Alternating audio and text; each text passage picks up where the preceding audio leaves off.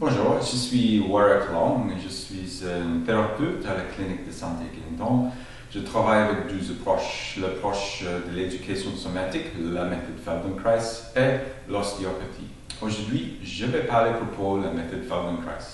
La méthode Feldenkrais utilise les mouvements fondamentaux pour nous aider à développer notre conscience du mouvement et notre conscience de nos habitudes.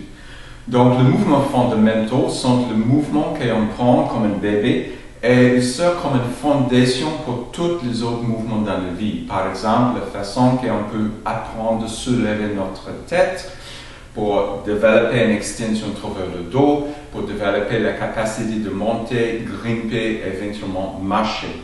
Souvent dans la vie, à cause de situations de travail difficiles ou à cause des blessures, on perd la coordination ou on perd la sensation ou la capacité de vraiment utiliser ces mouvements comme une fondation pour tous les autres mouvements dans la vie.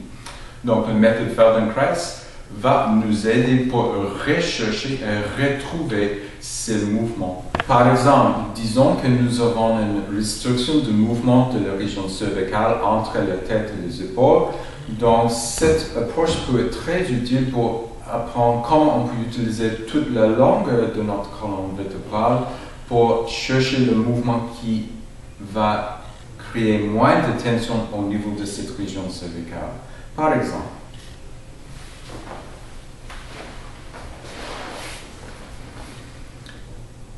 si je soulève ma tête comme ça, j'utilise juste le mouvement de la colonne vertébrale au niveau de la région cervicale. Ça va créer beaucoup de tension dans cette région. Si j'utilise une main ici, je peux utiliser toute la région de mon thorax, mes côtes, ma cage thoracique pour aider ce mouvement. Si j'utilise ma jambe, je peux utiliser les jambes comme ça pour créer un autre mouvement au niveau du bassin qui utilise la région lombaire. Si j'ajoute les deux ensemble, je peux avoir une action comme ça où j'utilise les jambes, le bassin, la cage thoracique pour mobiliser toute la colonne vertébrale et je peux soulever ma tête.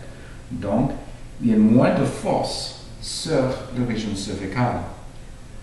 Enfin, si je veux utiliser la même idée pour soulever ma tête maintenant, je peux utiliser tout mon dos pour créer une action comme ça. Alors, si on prend l'exemple que j'ai démontré au sol, dans le champ de gravité où je suis debout, si je tourne ma tête juste comme ça, je bloque tout le reste du corps, sauf que cette région ici.